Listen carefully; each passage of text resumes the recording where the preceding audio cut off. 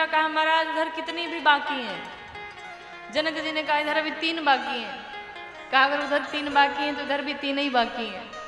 मंडप भी तैयार, दूल्हा भी तैयार, दुल्हन भी तैयार, सब कुछ तैयार है। क्यों ना इसी मंडप में इनका भी विवाह संपन्न करा दिया जाए। उसी मंडप में श्री भरत जी का विवाह, लक्ष्मण जी का विवाह, शत्रुघ्न भैया का विवाह भी संपन्न हुआ। भरत जी का विवाह कुशध्वज की बिटिया मांडवी जी से संपन्न हुआ।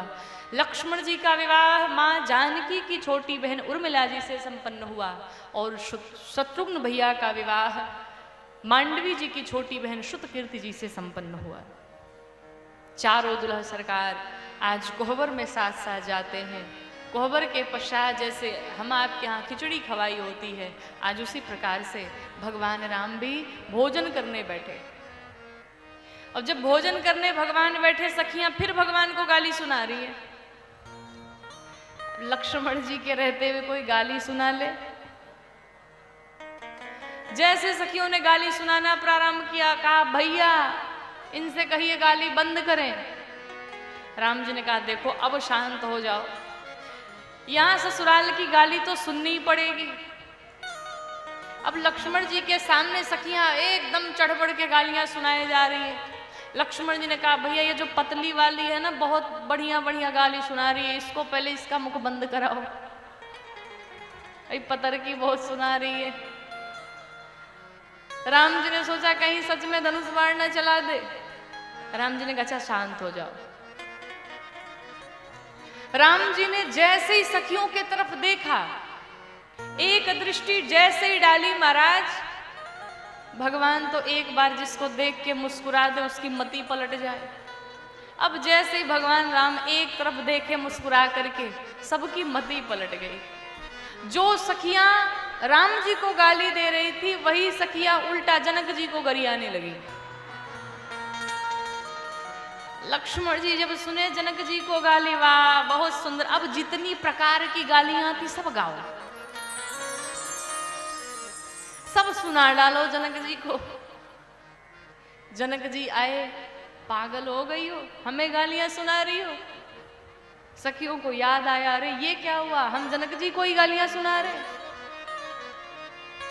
सखियां वापस भगवान को गालियां सुनाना प्रारंभ करती हैं। एक सखी ने दूसरी सखी से कहा अच्छा एक बात बताओ, तुम्हें पता है ये कितने भाई बहन है? कहा नहीं नहीं। कहा ये 4 भाई नहीं, इनकी एक बहन भी है। अच्छा नाम क्या है? कहा नाम है शांता। उनका विवाह कहाँ हुआ? कहा महाराज क्या बताएं, राजकुमारी थी, विवाह भी राजकुमार से होना चाहिए था, लेकिन ऐसा नहीं हुआ। फिर क्या हुआ? कहा लय भागे जटाधारी, दुल्हवा को दई हो चुनी चुनी गारी। इनकी बहन को एक बाबा जी आए लेके भाग गए। लक्ष्मण जी चुपचाप सुन रहे हैं।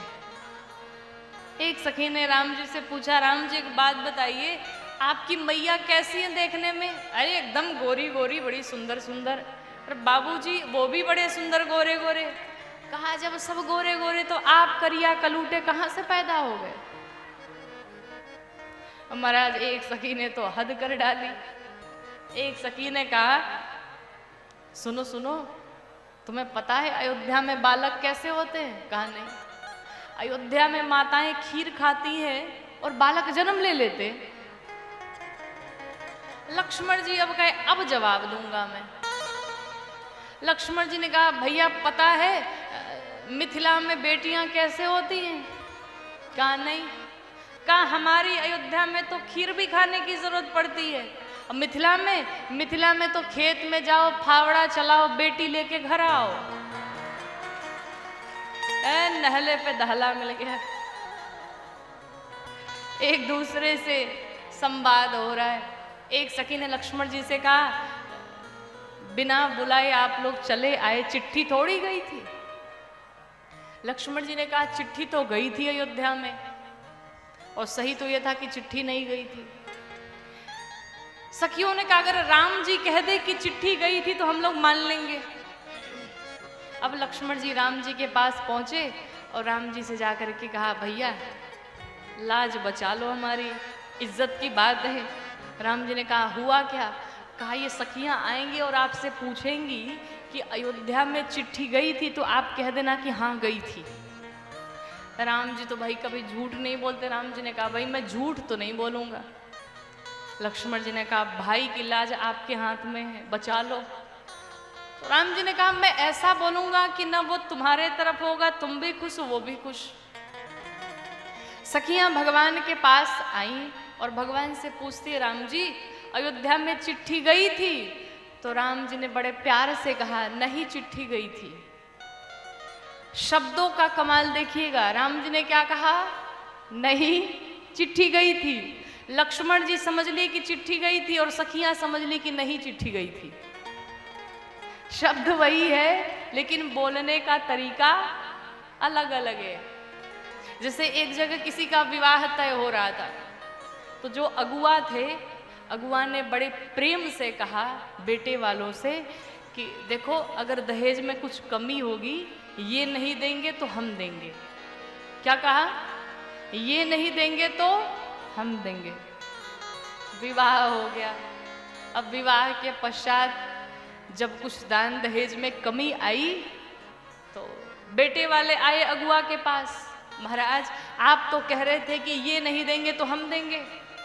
अब उसकी बोली देखिए, जो अगुआ बड़े प्यार से कहा था ये नहीं देंगे तो हम देंगे, वही अगुआ आज कहने लगा ये नहीं देंगे तो हम देंगे। क्या शब्द वही है, बोलने का तरीका अलग हो गया।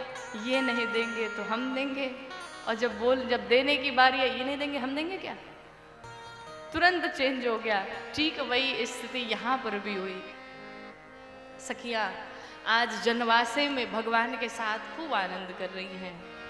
विवाह के 15 दिन पूर्व ही बारात चली आई और विवाह के 15 दिन तक बारात रुकी रही।